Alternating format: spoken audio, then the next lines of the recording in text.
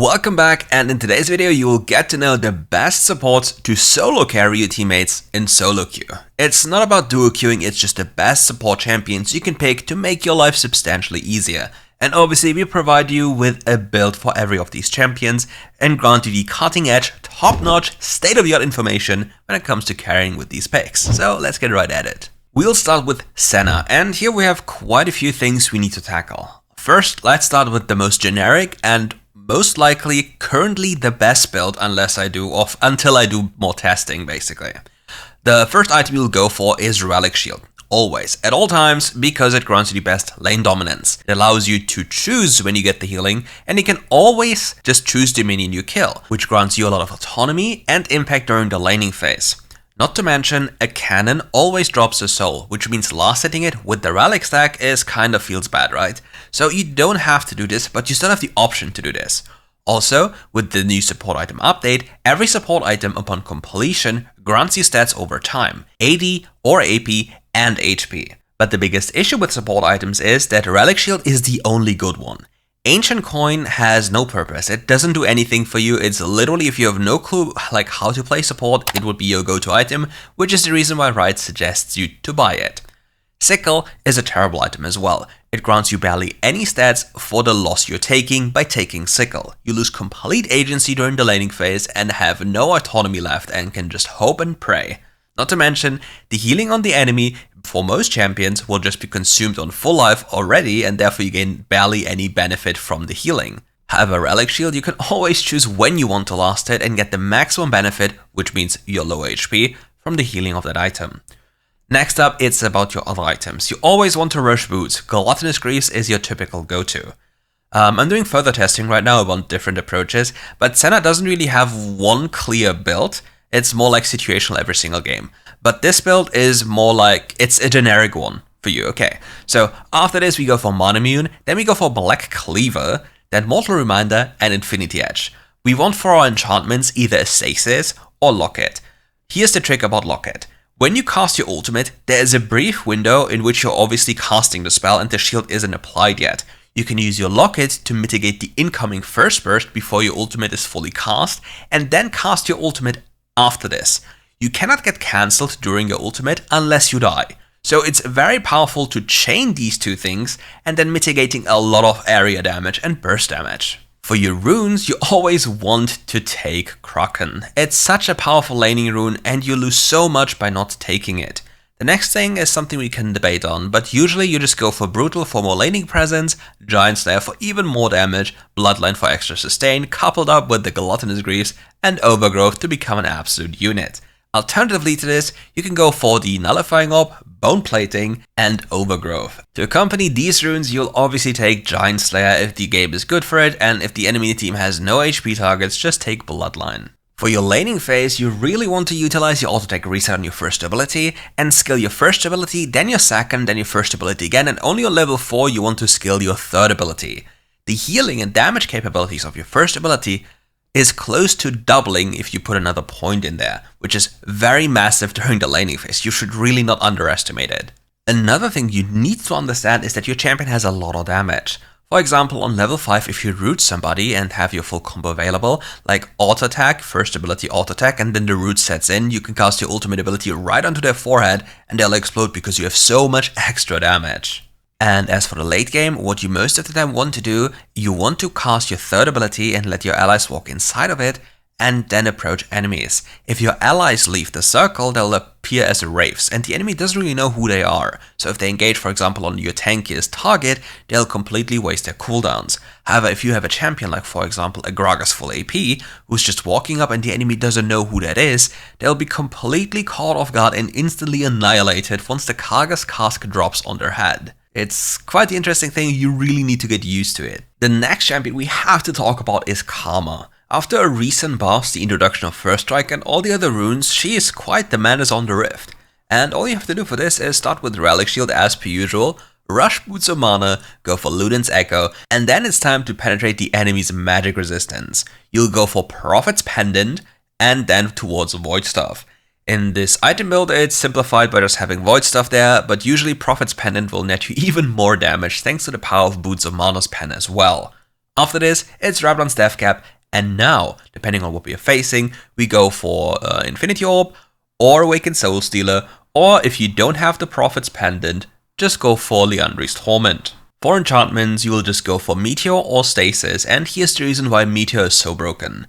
If you use your empowered second ability, you will always guarantee that two people will be rooted if they're too close to each other. It's very difficult to break free from that tether unless they have flash or anything along those lines.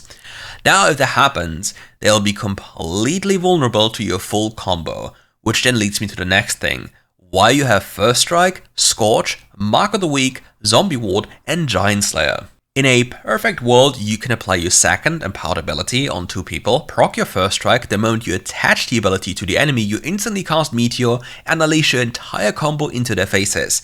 It will benefit from Mark of the Week. If they have health, Giant Slayer will even amplify the damage, and because you have so much pen, the 25% max HP damage from your Meteor, which is magic damage, will hit them for almost true damage at that point. So you really have to keep that in mind, and you're an absolute menace when it comes to gaming. The next champion who is severely unbalanced is Lux, and the reasons are plentiful. Her damage, her just power to catch people off guard, and even her shielding is still quite okay. But let's break the build down for you.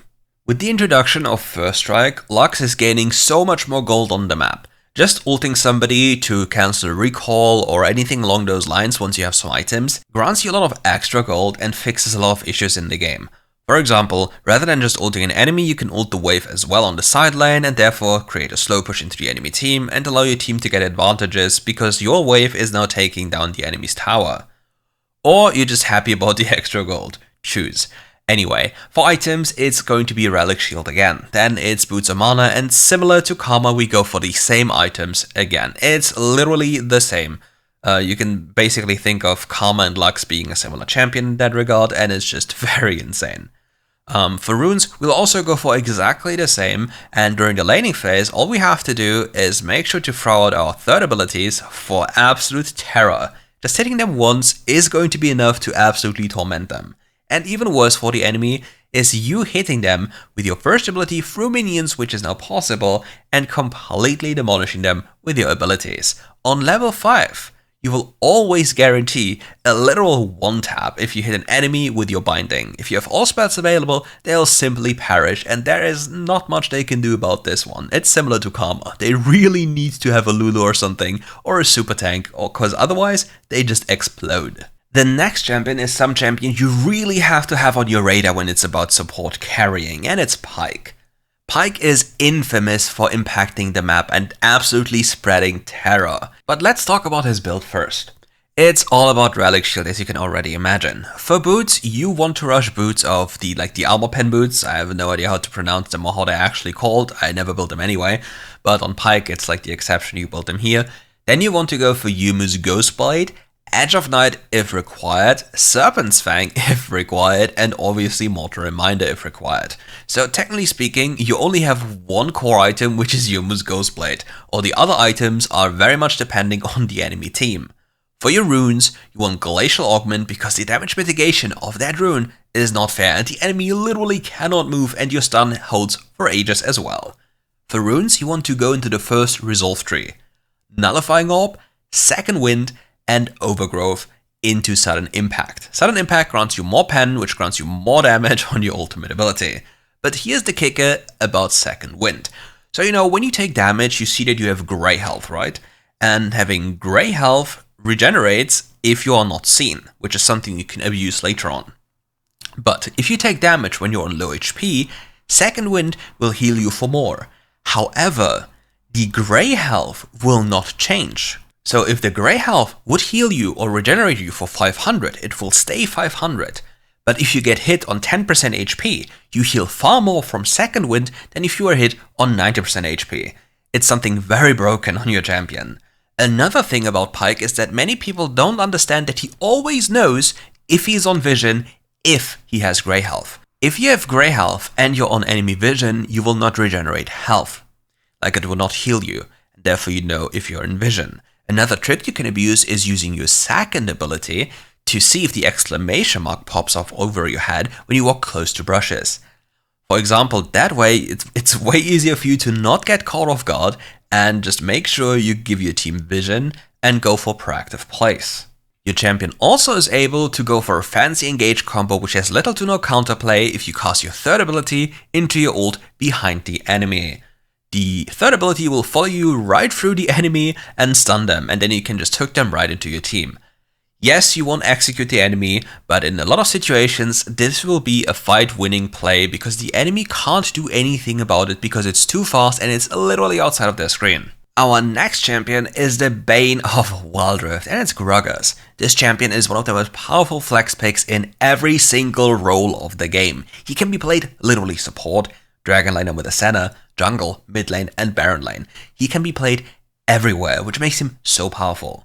But for this one, we go for a high ability haste, super impactful map presence, tank Gragas. And we start with Relic Shield, go into Lucidity Boots for more ability haste and tankiness. Then go for Warmog's Armor, which we'll have the benefit of because of Overgrowth later on, and our boots and our support items will have so much health it will be absolutely insane. Protector's Vow to get some armor, Amaranth Twin Guard to get armor and magic resist, and obviously the Thornmail. Depending on what you're facing, you can go for a Bramble Vest a little bit earlier, but that's kind of it. And if the enemy doesn't really auto-attack you or has the choice of auto-attacking you, you can go for Oblivion Orb, because Bramble Vest or Thornmail forces the enemy, or rather you need them to hit you to apply the effect.